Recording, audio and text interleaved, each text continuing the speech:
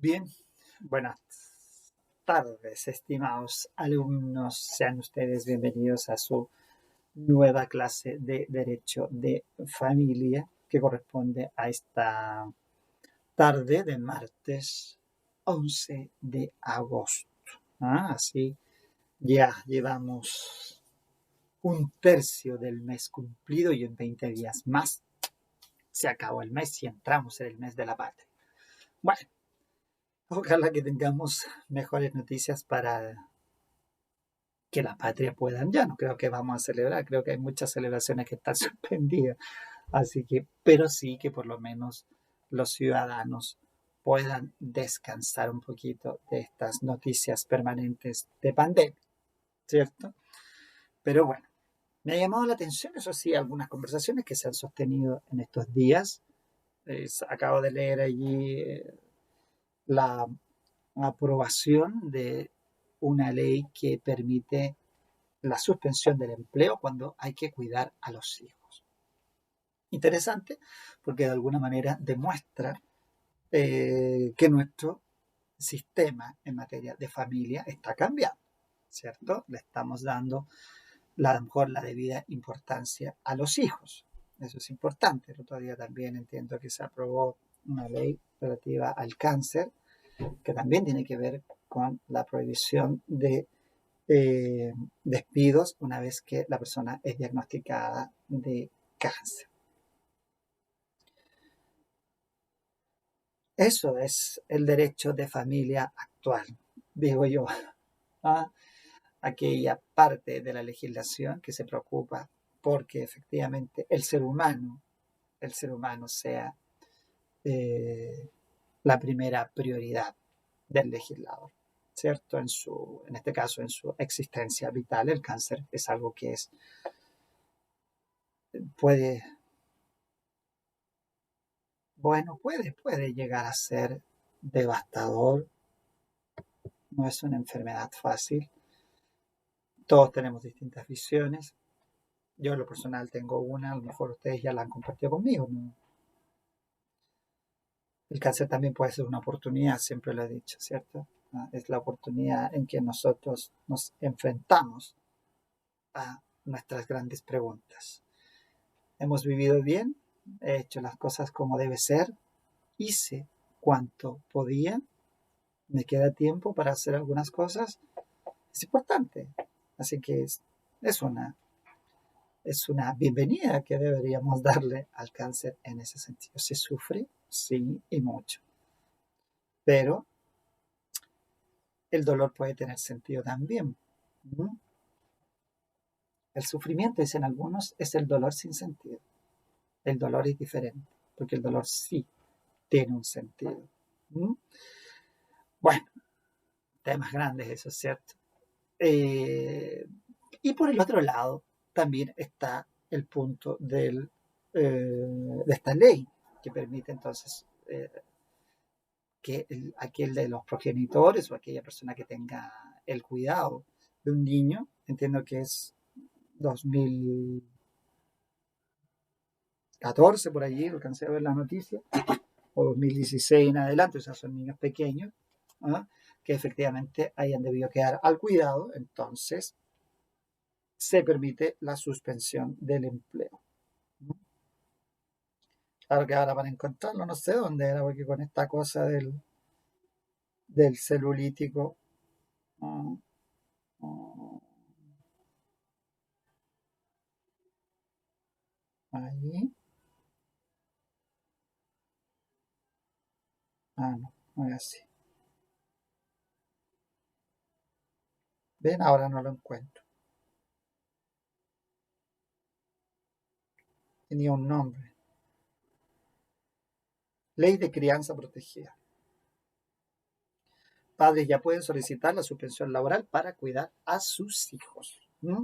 Eso es importante desde el punto de vista también nuestro, porque obviamente estamos hablando del derecho de familia, ¿cierto? Que significa que la ley, en este caso, propicia la protección del cuidado de los niños precisamente a quienes lo tengan a su cargo. Normalmente será el padre o la madre o ambos, y en algunos casos también se permite a aquellos que hayan tenido sentencia judicial de cuidado personal. Bueno, cosas que nos conviene ir teniendo presente a la hora de emitir una opinión general del derecho de familia, que nos permiten visualizarlo de una forma hoy un poco distinta. ¿Mm? Pero también habló el otro día la defensora de la niñez, de los niños, la niña y el adolescente, y dijo algo importante. No siempre coincido con sus opiniones, pero creo que en este caso sí tengo que coincidir, y que justo coincide con lo que acaba también de decir el ministro de Hacienda. Hay proyectos de ley que llevan años en el Congreso, años, relativos a la infancia, relativos a la familia, relativos al cuidado personal de los hijos, a la relación de los padres, no sé, matrimonio igualitario, qué sé yo. Entonces, hay varias leyes que se relacionan con estos aspectos que llevan años esperando una tramitación en el Congreso. El ejemplo mío cotidiano, el de la ley de matrimonio que demoró tantos años en tramitarse. Del 90 que entra el proyecto hasta que el 2004 ve la luz.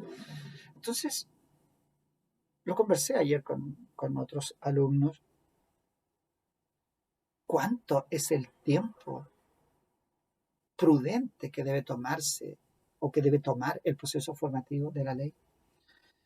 El ministro de Hacienda dice en una entrevista por allí, en algo que obviamente se relaciona con su tema, pero que compete a todo el sistema. Él dice, el Estado está haciendo aguas porque no estaba preparado para emergencias como esta. ¿Y qué, a modo de qué lo refiere? Que efectivamente la posibilidad de mover la actividad del Estado en Chile mayoritariamente requiere ley. Y golpea lo mismo que decía la defensora de la niñez y lo que hemos nosotros, digamos, compartido como crítica en días anteriores.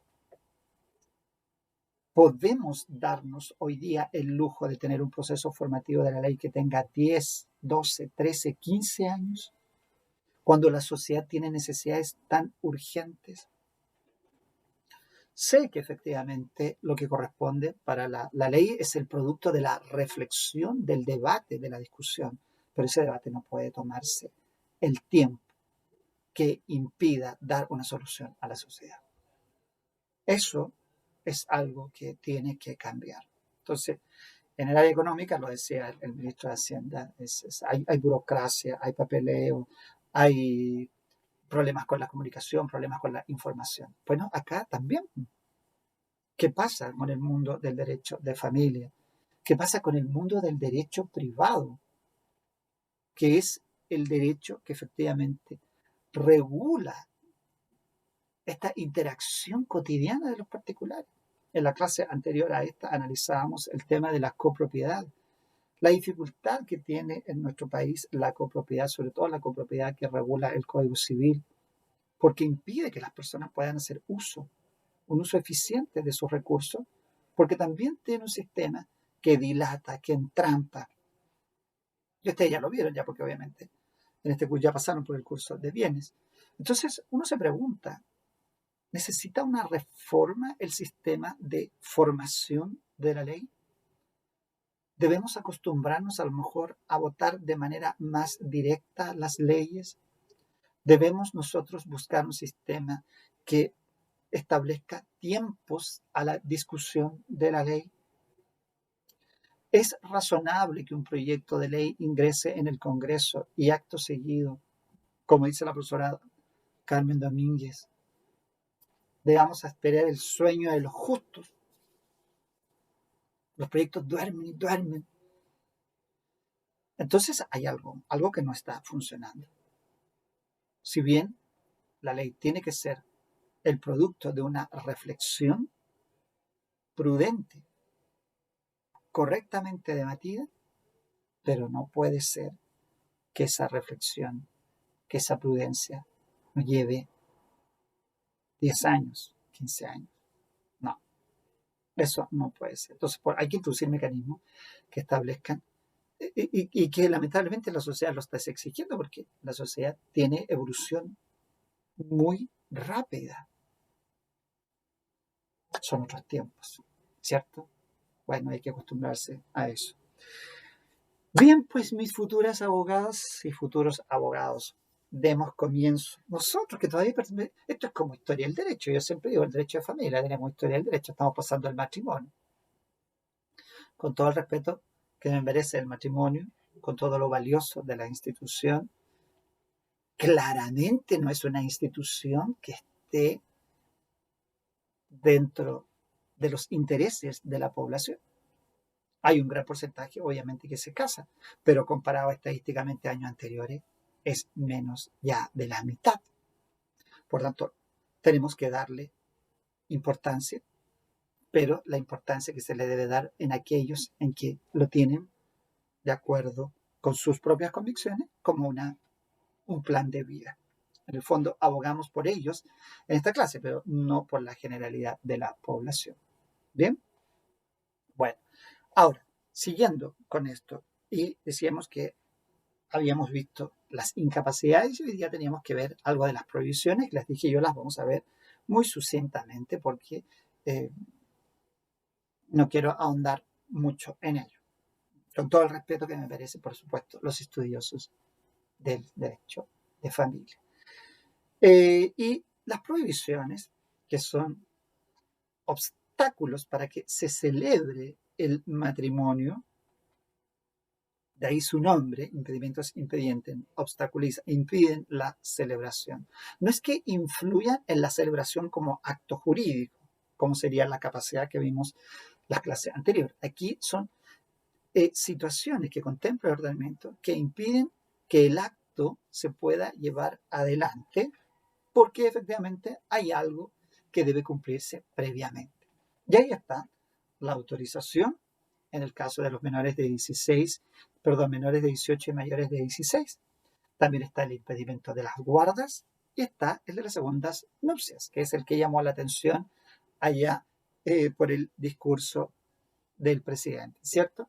Bueno, en el primer caso, por lo mismo, o sea, la edad para contraer matrimonio ha ido subiendo, no bajando. Por lo tanto, esta es una especie de institución que obviamente también está en retroceso. La gente no se está casando a más temprana edad, se está casando a mayor edad, ¿no? Y este impedimento efectivamente obstaculiza a la celebración del matrimonio si el menor de 18, si mayor de 16 años, no ha solicitado el ascenso.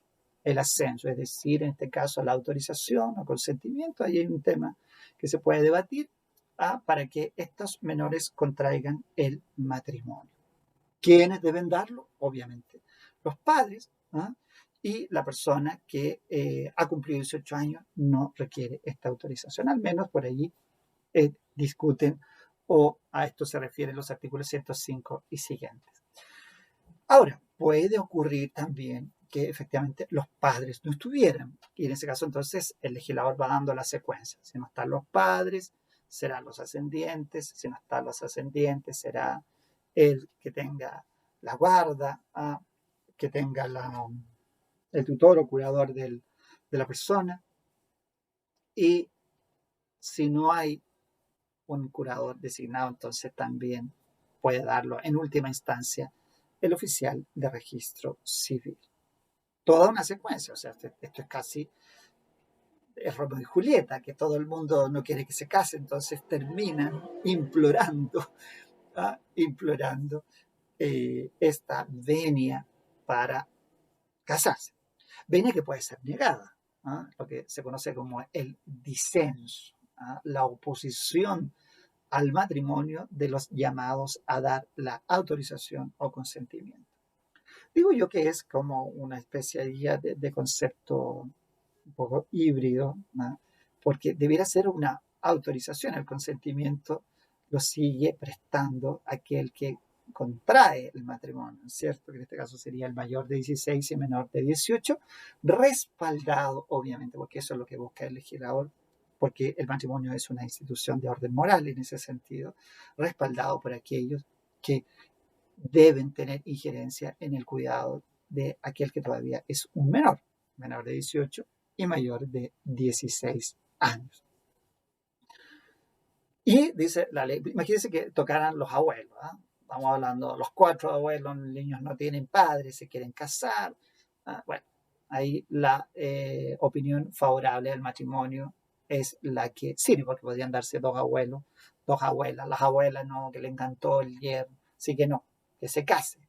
Y los abuelos como ya más dudosos dicen, no, no nos parece. Bueno, la opinión favorable al matrimonio es la que prima. Y en el caso de que ellos lo negaran, no hay opciones. El disenso es uno de los derechos absolutos, no tiene contrapartida que tiene el Código Civil. Este es uno. Y el otro es el de pedir la partición. Podrá siempre pedirse, siempre. Acá se puede negar sin expresión de causa. Sin embargo, si se trata del curador o el oficial de registro civil, sí se tiene que dar razón de por qué se produce el disenso. Ahí está en el artículo 113 las causales. Esto es más comprensible si nosotros nos situamos en el siglo XIX, cuando la edad, 25 años, o sea, era posible que, yo todavía me acuerdo, yo aquí no soy un buen procesalista, pero yo me recuerdo que se daban los casos, el Código Orgánico del Tribunal contemplaba que había estudiantes de leyes que se graduaban de abogados antes de cumplir la mayoría de edad, entonces tenían que pedir aquí autorización en el ejercicio profesional, porque eran menores de edad. No sé si estoy pecando en el dato, pero algo me recuerdo que hablaba nuestro profesor de Derecho Procesal en relación con la mayoría de edad, que obviamente fue bajando con el tiempo, primero a 21 años y ahora a 18. Entonces, por eso estas normas quedan ya como fuera de contexto. Pero todavía, obviamente, se puede dar la figura. Hasta cuando eran 21 años todavía era más posible, sobre todo que hasta los años 90 había matrimonios de personas jóvenes. Todavía, a veces incluso forzado la situación de embarazo, en los años 60 y 70 obligó a muchos jóvenes a contraer matrimonio, aun cuando no estaban suficientemente enamorados o maduros. Bueno, cosas que ahora quedan para la historia, pues yo le digo historia del derecho, un poquito el derecho de familia.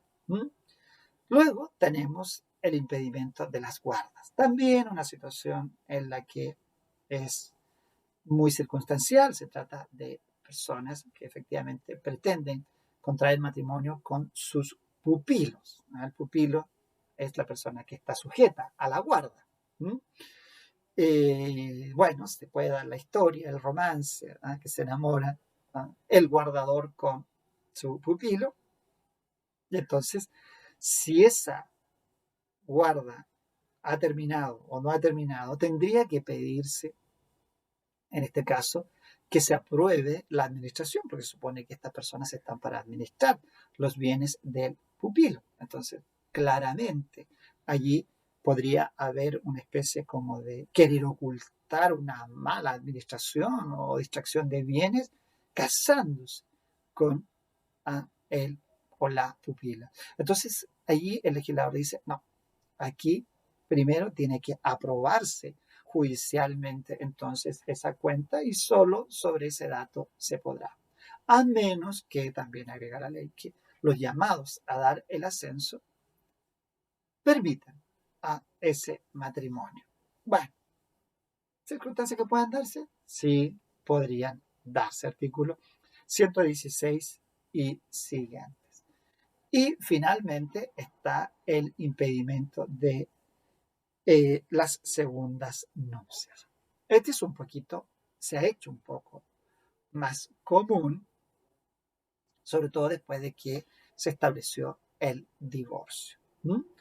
Porque sí se puede dar esta vez que las personas puedan contraer matrimonios teniendo hijos del matrimonio precedente sujetos a patria potestad.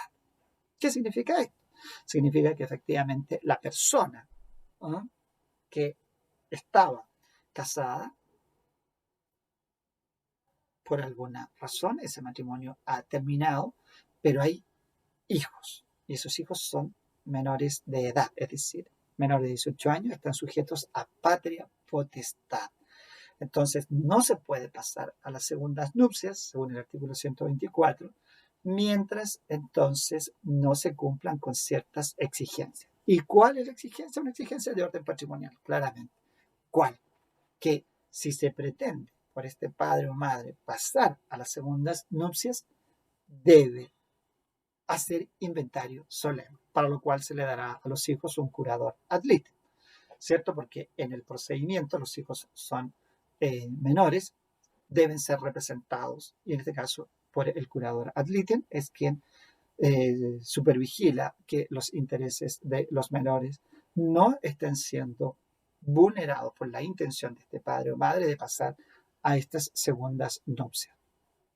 ¿Por qué razón? Porque se puede producir una confusión, ¿ah? Una confusión en la administración de bienes que ya se tenían y bienes que van a seguir existiendo, pero bajo el matrimonio nuevo del padre o madre. Entonces el legislador en este caso exige que efectivamente se haga inventario, que el inventario sea solemne y que como es solemne, hay que pedirlo al tribunal, se designe en eso a un curador ad litem que va a fijarse bien en que efectivamente ese inventario sea correctamente faccionado, ¿ah? Como se dice, la facción de inventario. ¿Ya?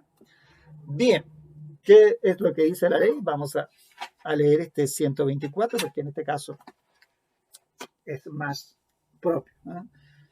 El que teniendo hijo del presente matrimonio bajo su patria potestad o bajo tutela o curaduría quisiere volver a casarse, deberá proceder al inventario solemne de los bienes que esté administrando y le pertenezcan como heredero de su cónyuge difunto o con cualquier otro título. Para la confección de este inventario se dará a dichos hijos un curador especial.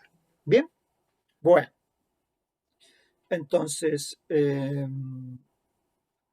¿cuál es? Aquí es donde está el 128, el 128 del que se habló el otro día en el discurso presidencial, porque ¿qué pasa si, por ejemplo, se declara nulo un matrimonio?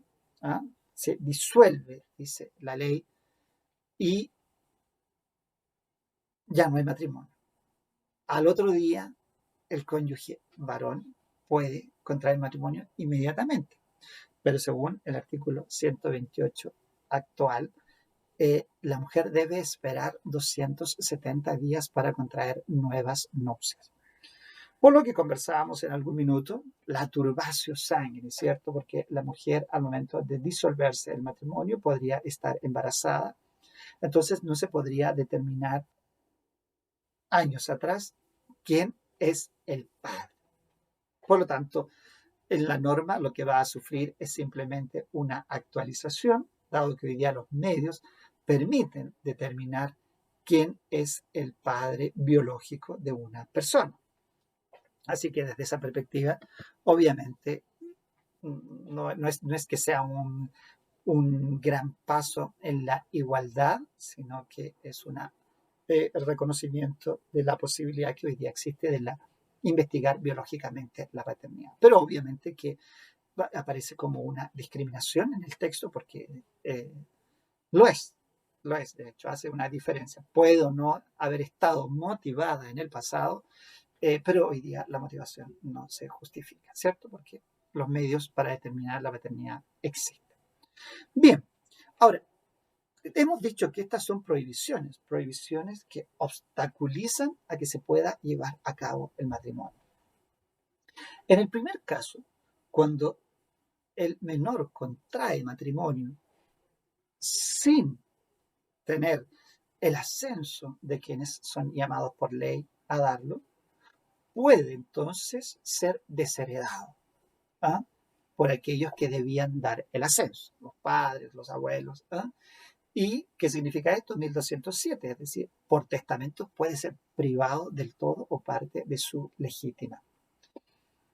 Castigo casi romántico, ¿eh? no llevarás mi herencia porque te has casado en contra de mi voluntad. Bueno, da también un poco para a lo mejor entender cuando veamos películas del pasado que nos ayudan también a comprender cómo era la sociedad de su tiempo. Piensen que aquí hay una implicancia de respeto. ¿Se acuerdan el temor reverencial cuando ahí uno lo analiza en materia de fuerza? Bueno, aquí también el respeto a los padres cuando se es menor y decir me voy a casar es una decisión que tiene que ser compartida, obviamente también por los progenitores.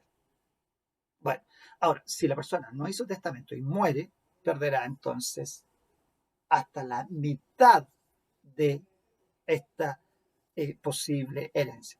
De manera que ustedes ya para el próximo semestre, cuando estén analizando el curso de Derecho Sucesorio, van a recordar esto como una especie de indignidad. ¿Ah?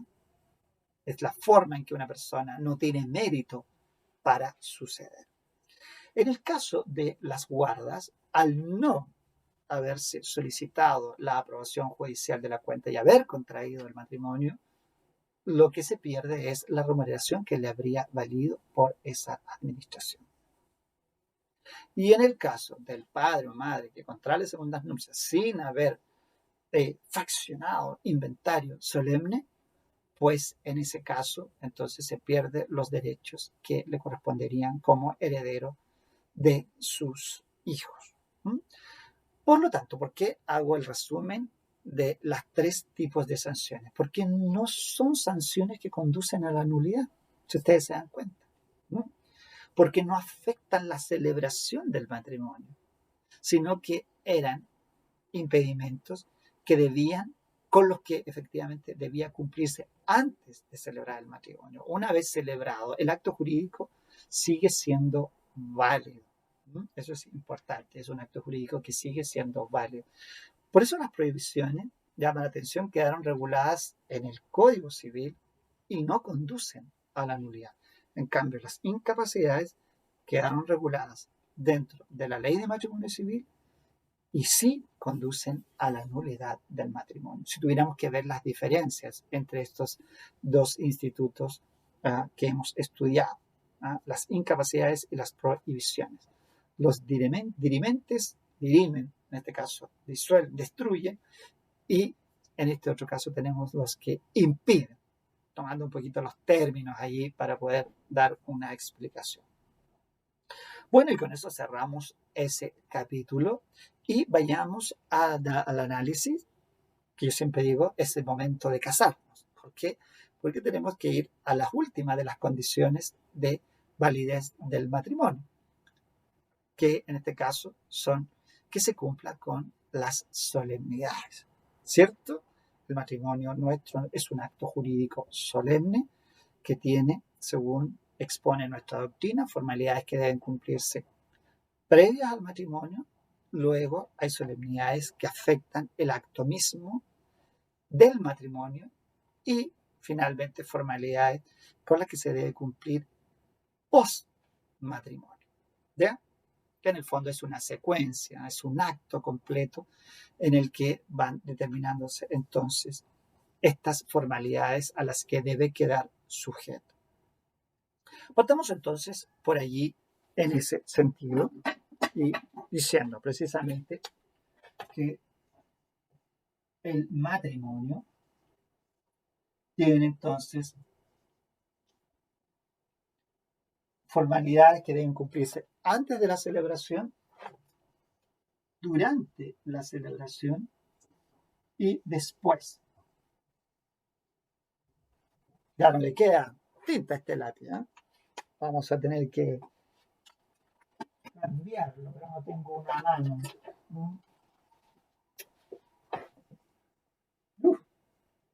Es muy finito.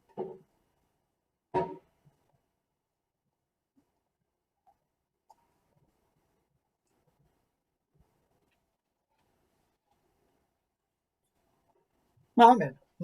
Bueno, entonces,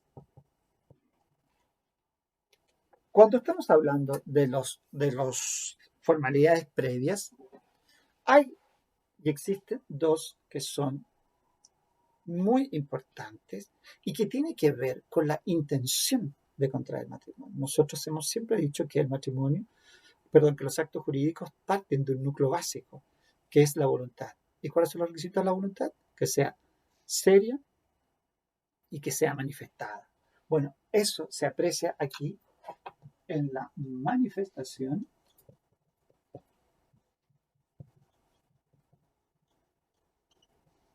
y la información. ¿Mm? Por la manifestación, los futuros contrayentes, ponen en conocimiento del oficial de registro civil su intención de contraer matrimonio. Algunos que habrán pasado por esto, me imagino, o habrán asistido, en alguna oportunidad a matrimonio, saben que lo primero que hacen los cónyuges es ir al registro civil. Muchas veces van a pedir hora, ¿cierto? Uno le llama ir a pedir hora, pero lo que técnicamente se hace en el fondo es manifestar. En esa manifestación, el registro civil levanta un acta con todos los datos que se refieren a los contrayentes y obviamente es el instante, a su vez, cuidado, en que de acuerdo a esta ley de matrimonio civil actual, el oficial del registro civil tiene la obligación administrativa, que no influye en la validez del acto, pero sí una obligación administrativa, de dar cuenta a los futuros cónyuges que de las, por ejemplo, charlas matrimoniales. ¿No? Charlas en las que se les da cuenta de los regímenes matrimoniales a los que se pueden someter y también de los deberes que impone la ley. Esta obligación está determinada porque el legislador sí impone deberes. Es lo que el otro día preguntaba yo en un examen de grado, que a la gente le parece que es como un examen de regalo, cuando pregunto por el estatuto personal. Pero para mí es el más relevante. En el estatuto personal del matrimonio están los deberes del matrimonio. Y el matrimonio es eso. ¿Ah? Las medidas que las personas optan por esta comunidad de vida tienen que saber que surgen deberes y esos deberes en nuestro sistema jurídico están determinados por ley, independiente de lo que he visto mucho ahora en las películas románticas, que en otros países, en otras culturas, vamos a decirlo de esa mejor manera, se leen los votos, ¿no? Se leen los votos, ¿cierto? ¿A qué se obliga o qué es lo que quiero contigo para todo el tiempo que estemos juntos? Me imagino que ya en algunos matrimonios hace tiempo ya que no me invitan, ya estoy en la época yo de lamentablemente de los funerales, ya a esta altura ya estoy tan viejo en ese sentido, ¿no? Pero bueno, en los matrimonios me imagino que a lo mejor se estarán leyendo los votos. Pero la ley quiere asegurarse y si por si acaso los cónyuges no tienen votos, sí tienen deberes que los establece el legislador. La fidelidad, el socorro, la ayuda mutua, la obligación de vivir en el hogar común, de proveer a las necesidades de la familia común. Todos estos son deberes que nacen del matrimonio. Bueno, esas charlas son precisamente para informar a los futuros cónyuges de esto. Por lo tanto, los cónyuges inician el acto manifestando su voluntad, su intención de contraer matrimonios. Eso es la manifestación. ¿Ya? Vamos a ir a la ley ahora, que acá tenemos la nueva ley de matrimonio civil. Dice el 9. Los que quisieran contraer matrimonio lo comunicarán por escrito, oralmente, por medio de ahí, entonces está en todas las formas, lo comunican al al oficial de registro civil. Y así entonces hay claridad de que hay intención de contraer matrimonio. Les dejé un fallo acerca de este derecho a contraer matrimonio para que lo analicemos en un taller para aquellos que puedan asistir este viernes a las 4. Es la misma plataforma del curso, pero lo vamos a hacer con vía sincrónica, es decir, vamos a estar simultáneamente presentes. Bueno, luego tenemos la información. Aquí todo el mundo se cae, porque la información tiene que ver con los requisitos del matrimonio. Entonces se supone que deben comparecer 2 testigos, según exige la ley, para que den cuenta de que los cónyuges no están afectados de ningún tipo de impedimento o prohibición para celebrar el matrimonio. Aquí está la pregunta que hace el sacerdote en las películas cuando dice, si alguien sabe de alguna causal que impide este matrimonio, que hable ahora o calle para siempre. Ese instante es lo que la ley le llama información, y por eso las personas que solicitan efectivamente o manifiestan su intención de casarse, el registro civil les dice tiene que traer 2 testigos para dar cuenta de este hecho. 14. Dice, en el momento de presentarse o de hacerse la manifestación, de manera que, fíjense, van conjuntas, los interesados rendirán información de 2 testigos, por lo menos sobre el hecho de no tener impedimentos ni prohibiciones para contraer matrimonio. Es un acto de fe. El testigo funciona, por lo tanto, como un acto de fe y está generando entonces la formalidad necesaria para dar inicio a este proceso o a este acto jurídico que es complejo, porque tiene varias etapas. Entonces, no tiene que ver con la charla que le da de los regímenes y los deberes. Cuando a veces pregunto en examen, a ver, hablemos de la información. ¿En qué consiste la información? ¿El deber que tiene el oficial de registro civil de comunicar los regímenes patrimoniales? No, malo, aceptarse. No tiene que ver con eso. Eso ocurre en el momento de la manifestación y es una obligación de orden administrativo que no influye en la validez del matrimonio. Estamos hablando de la información. La información tiene que ver con los testigos, con los impedimentos y las prohibiciones para celebrar el matrimonio. Pues si todo está de acuerdo, pueden entonces continuar. Esta manifestación e información se puede presentar ante cualquier oficial civil de la República, el cual puede celebrar el matrimonio en el domicilio que efectivamente los cónyuges hayan indicado, o puede hacerlo en la propia oficina del registro civil.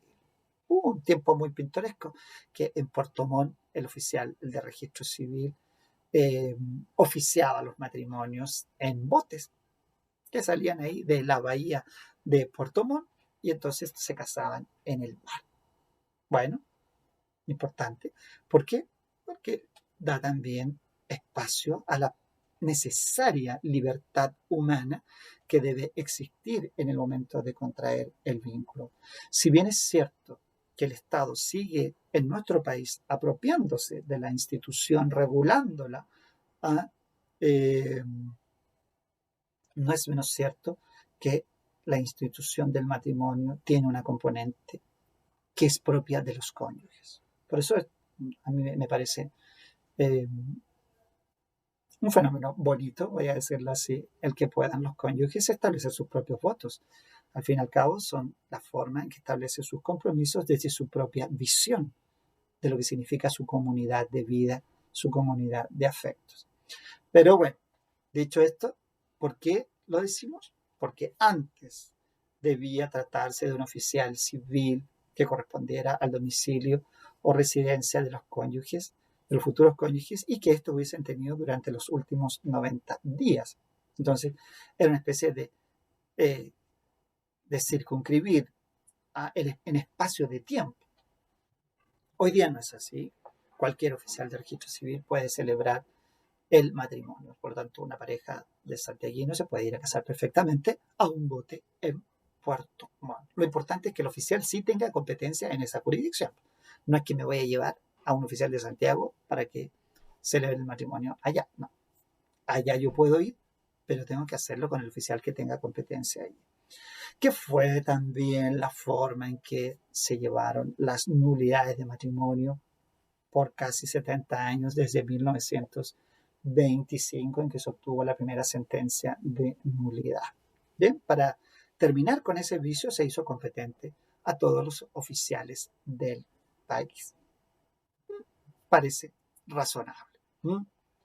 Bueno, así que dicho esto, estamos listos. Ahora, como las condiciones pueden cambiar, obviamente que manifestada a la voluntad y rendida esta información, el matrimonio tiene que verificarse dentro de los 90 días siguientes, porque si no, pueden pasar muchas cosas en ese tiempo. Entonces, también se le pone un límite de tiempo a la duración del efecto de esta manifestación e información.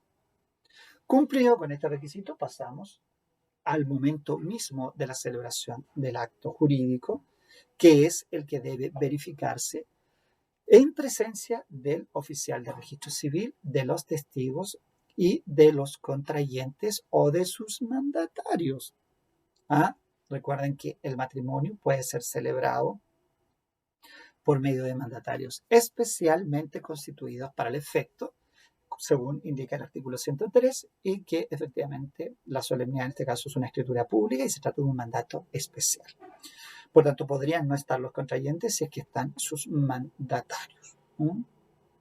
No sé si esto en nuestro país se haya dado, me parecería casi una locura. No tengo tiempo para ir a mi matrimonio, así que mandaré un mandatario. Ahora, si la cónyuge o el otro cónyuge también quiere mandar, bueno, entonces irán dos mandatarios y será un matrimonio muy fome.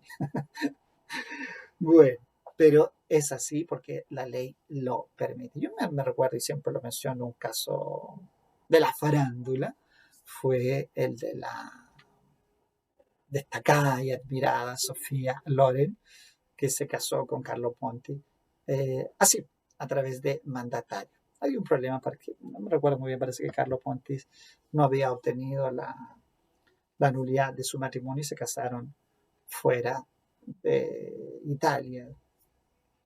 Parece, no me recuerdo muy bien la historia de la farándula, pero sí sé que en ese matrimonio concurrieron entonces ellos por mandatario. Bueno, es posible también en nuestro país. Después vamos a ver una circunstancia con el matrimonio ante entidades de culto que no permite el mandatario en la ratificación, con un tema discutido por la profesora Carmen Domínguez.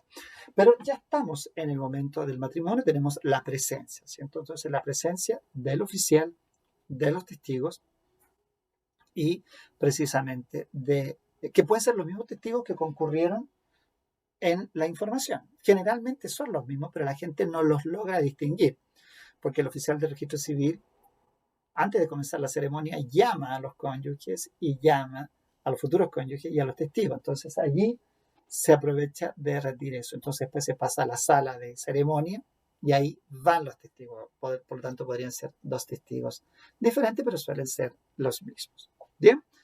Bueno, y allí viene también, continúa esto de la manifestación porque el oficial del registro civil tiene que efectivamente dar lectura a las normas obligatorias, en este caso 131 y siguientes, sobre los deberes de fidelidad, de socorro, de ayuda mutua, de respeto, de protección, de vivir en el lugar común, y de proveer a las necesidades de la familia común.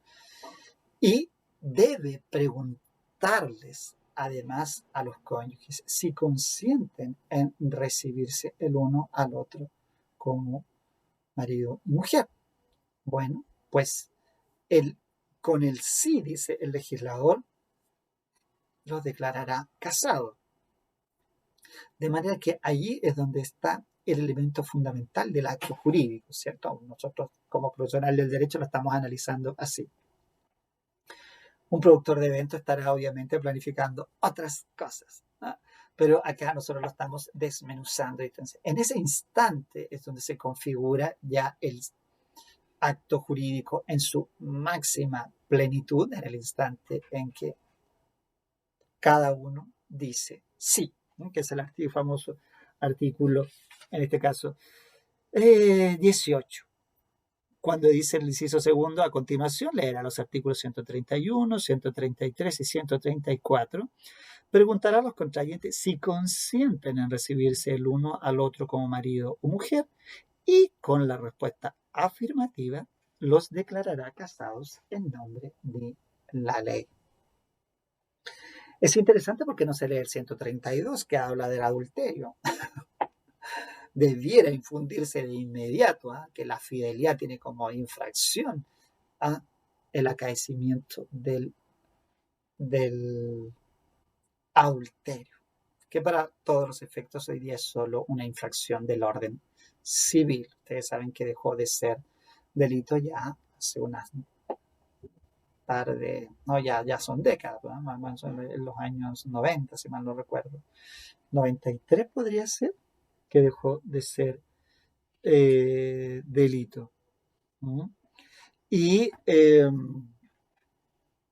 los declara en nombre de la ley. ¿Se dan cuenta? Por eso les decía yo que la institución sigue siendo una institución y por eso con esta discusión, es decir, con un matrimonio es un contrato de una institución, el que plasma el efecto de admitirlo en el ordenamiento jurídico es la ley, no es la sola voluntad de los cónyuges.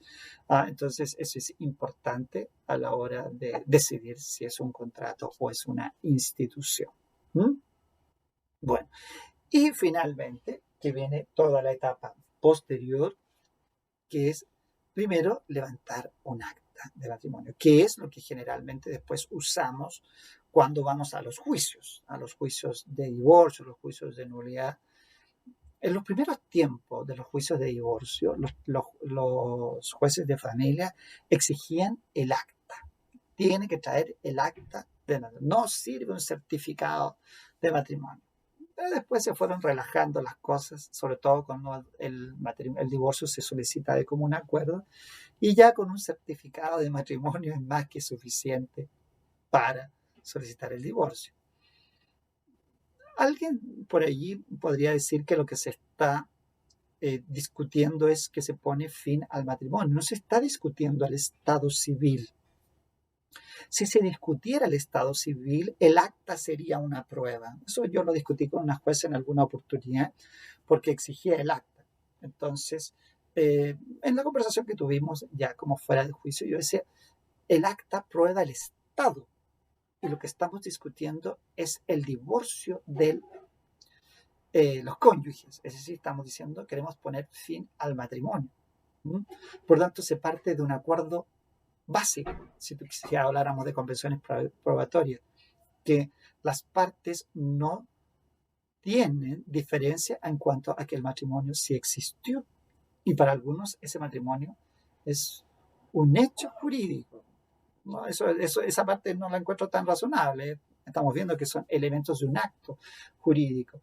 Pero lo que sí es que no hay desacuerdo en que el matrimonio existió y que el estado civil de casados tampoco se está discutiendo. Ahora, si se estuviera discutiendo el estado civil de casados, el acta sí sería fundamental, porque dentro de las pruebas del estado civil está para el de casado el acta. Vale, discusiones de orden probatoria que en un juicio en el que se concurre por solicitud de común acuerdo prácticamente no tienen mucha trascendencia, pero al menos ustedes tienen que conocer el derecho desde su perspectiva técnica, independiente de que la realidad se verifiquen otras situaciones. ¿Cierto? Bueno, se levanta un acta y se procede a inscribir el matrimonio en el registro. Hay un registro de matrimonios, sabemos, hay un registro de nacimiento, hay un registro de defunciones. Por tanto, estamos hablando de esta característica tan propia del derecho de registrar actos, como ocurre allá con los bienes, que registramos una compraventa, por ejemplo, ¿cierto? Acá registramos un matrimonio y por tanto se levanta el acta y se inscribe en el registro. Y acto seguido también se da el testimonio, la libreta, como le llaman nuestros padres, nuestros abuelos le llamaron a este documento. Cuando la gente dice, no, somos casados por libreta, como dando constancia de la importancia. Este es un testimonio, es una prueba. Nosotros diríamos es un instrumento, en este caso es un instrumento público porque es otorgado por el funcionario competente con las solemnidades legales, ¿cierto? Y por lo tanto ahí se da cuenta de que se ha verificado matrimonio y del régimen. Generalmente esa pregunta se hace previo al matrimonio. Cuando rinde la manifestación de información, se le pregunta a los cónyuges en qué régimen desean contraer matrimonio. Es el instante para decir qué régimen precisamente van a emplear. También está la posibilidad de que se produzca el reconocimiento de hijos en ese mismo instante. El efecto del matrimonio es la tarea que nos queda para después, ¿cierto? Cuando nosotros veamos los efectos del matrimonio, vamos a ver los efectos o estatuto personal, y ahí analizamos precisamente estos artículos 131 y siguiente, y el famoso estatuto real, es decir, la parte relativa al régimen patrimonial que va a gobernar el matrimonio, que hoy día está claramente en una tendencia hacia la separación de bienes en aquellos que deciden contraer el matrimonio. Me arriesgaría a decirlo, porque esto no puedo decir, no tengo una investigación para ello, me arriesgaría a decir que las personas que hoy día se casan en sociedad conyugal simplemente lo hacen por desconocimiento, porque dicen, mira, yo no sé, me voy a casar en lo que dice la ley. ¿Y qué es? Ellos entienden casarse en bienes comunes. Pero a medida que las personas conocen, van optando por la separación de bienes. A medida que las personas también tienen un nivel de patrimonio importante, tienen profesiones diferentes, qué sé yo, entonces eso va favoreciendo el que se casen en régimen de separación de bienes. Pero, como les digo, esto es especulativo, porque para saber habría que encuestar a los matrimonios y preguntarles la razón por la cual optaron por una u otra régimen. Igual me llama la atención a propósito de esta encuesta, que no sé si la compartí con ustedes, pero que decía, las personas han comenzado a percibir que los fondos que están en la AFP les pertenecen. Es importante porque da pie para pensar qué derechos conocen las personas. Por ejemplo, cuando se casan, ¿saben qué significa la sociedad conyugal? ¿Saben qué significa el régimen de separación de bienes? No hay duda que no tienen ni idea qué significa el régimen de participación en los ganancieros. Yo todavía pregunto en exámenes a los alumnos, después de haber pasado por este curso, cómo funciona el régimen de participación y no lo saben. O sea, si no lo saben los estudiantes de leyes, ¿qué queda para el resto de la población? Edúquese lo más que pueda, dice la doctora Polo. Hagamos caso de ese consejo. Mientras más nos educamos, mejores posibilidades tenemos nosotros de informar a las demás personas de cuáles son sus derechos, y de esa manera contribuimos a nuestro rol social, que es la difusión de las normas que establecen derechos para las personas, y a su vez hacemos una ayuda eficiente como profesionales, ¿cierto? Interesante. Bien. Bueno, cerrado el capítulo de las condiciones, hemos visto las condiciones fisiológicas, hemos visto las condiciones psicológicas, las condiciones de existencia y de validez. Y en estas últimas hemos visto estos tres requisitos que son muy significativos para nosotros como profesionales del derecho, ¿cierto? Hemos analizado el consentimiento, que tiene que ser sin vicios. Hemos analizado la capacidad de la que deben usar los contrayentes, y finalmente hemos visto las solemnidades o condiciones de validez del matrimonio relativas al cumplimiento de las formalidades. Bien, con eso cerramos entonces esta figura tan relevante del matrimonio. Nos queda solo comentar como un último tema en estos últimos minutos el famoso, no sé si es famoso en verdad, yo lo digo así, nomás por una forma impropia a lo mejor de referirme, al matrimonio ante entidad de culto, que está contemplado en el artículo 20 de la Ley de Matrimonio Civil. Es interesante, dice la profesora Domínguez, que se planteaba como un ejercicio de tolerancia, ¿cierto? Porque, les decía yo, el Estado, obviamente, allá en 1888, cuando se dicta la primera Ley de Matrimonio Civil, en el fondo se toma y el Código Civil, porque es el que da el inicio con su definición, ¿cierto? Ambos cuerpos normativos toman para el Estado laico la institución del matrimonio, más con la ley de 1884. Por lo tanto, se había desdibujado el que el matrimonio también pertenece a las instituciones propias de la creencia de la persona. Una persona muchos incluso dicen, yo prefiero casarme a lo mejor por mi entidad religiosa y no por el civil porque no me interesan sus efectos, más me interesa aquellos que provienen de mi creencia. Porque el matrimonio está establecido, me atrevería a decir, en todas las religiones, al menos las que nosotros más conocemos, las religiones monoteístas como el Islam, como el judaísmo o como el cristianismo, en cualquiera de sus variantes, en todas el matrimonio existe como una institución. Existió en la Roma antigua y existió siempre primero en un plano religioso. Entonces, esta beta, dice la profesora Domínguez, en la que se intentó hacer un ejercicio de tolerancia que finalmente ella misma dice no se ha cumplido, estableció en el artículo 20 el matrimonio religioso, el cual puede ser celebrado solo ante entidades de culto de derecho público que para estos efectos tienen que estar registradas en las personas jurídicas, en el registro de personas jurídicas del Ministerio de Justicia. Lleva este catálogo o catastro, me equivoco, el catastro de personas jurídicas de derecho público. Por tanto, no estamos hablando de corporaciones ni entidades privadas. Ahora, ¿dónde viene el problema? En que la entidad de culto debe cumplir con sus requisitos propios, pero no puede dejar de cumplir con aquellas exigencias que impone la ley civil para el matrimonio. Entonces, desde esa perspectiva, se deben cumplir las mismas circunstancias que harían válido el matrimonio ante un oficial de registro civil. Y celebrado el matrimonio, los cónyuges deben ratificar a ese matrimonio ante el oficial de registro civil cumpliendo con los mismos requisitos, inclusive más, señalando que deben hacerlo dentro del plazo de 8 días. Si no ocurre así, este matrimonio no produce efecto civil alguno. Por lo tanto, lo declara inexistente automáticamente al utilizar estas palabras, la ley, y desde esa perspectiva, todo el ejercicio de tolerancia que se prendería se vuelve simplemente en una norma de orden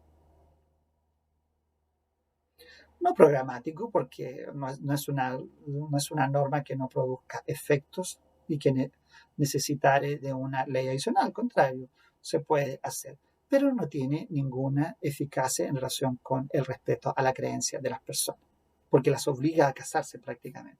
Incluso más, el tema que las obligue por sí mismas a comparecer y ratificar. En circunstancias que si el propio matrimonio se puede celebrar por mandato, ¿por qué no se podría también constituir mandato para ratificar? No se ve el inconveniente, pero según la mayoría de los autores tienen que hacerlo las mismas personas, es decir, pasa a ser un acto personalísimo el de la ratificación, utilizando además el término que es violento, porque el término ratificar dentro de la nomenclatura del Código Civil, que ya sabemos que no es la adecuada, pero dentro del Código Civil significa sanear un acto nulo. O sea, le estoy diciendo que el acto que celebró ante el ministro de culto es un acto nulo, venga a sanearlo al inscribirlo ahora dentro del registro civil. Se vuelve entonces una norma absolutamente intolerante desde esa perspectiva.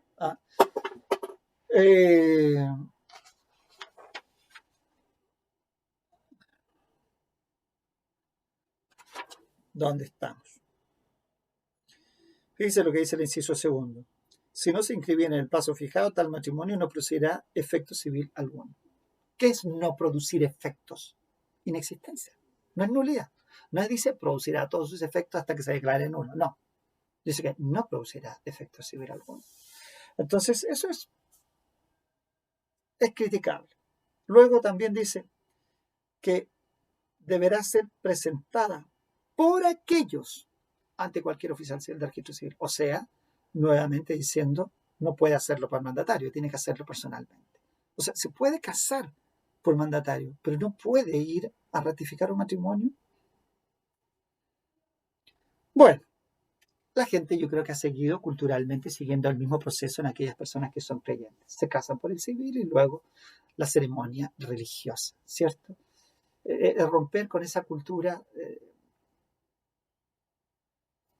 no lo pudo hacer la ley, tengo la impresión, no lo pudo hacer la ley. Y es bueno que sí también la ley tome o quien elabora la ley tome y observe que efectivamente no solo porque una ley diga tal o cual cosa, significa que eso tiene una proyección en la sociedad. Es lo que los filósofos llaman la eficacia del derecho, ¿cierto? Tema de filosofía, cuando uno dice, pero la gente cumple estas normas que están establecidas, es un tema, ¿no? En estos días se ha discutido mucho acerca de si realmente la obligatoriedad de la norma es una característica de la sociedad actual. Temas a conversar. Bien, pues lean el fallo para que nos sirve para discutir. Es un taller cortito, discutimos 1 hora. Yo ahí les doy la palabra. Cada uno querrá exponer alguna opinión al respecto.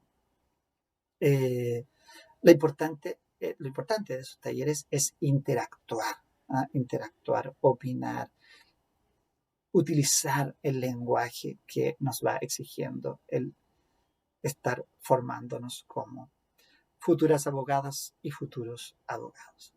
Bien, bueno, nos veremos entonces el día viernes y con aquellos que no puedan, entonces nos veremos en la próxima clase que ya empezamos a separarnos e inclusive a anularnos y divorciarnos en nuestra próxima clase. Bien, pues un abrazo a todos, a seguir cuidándose y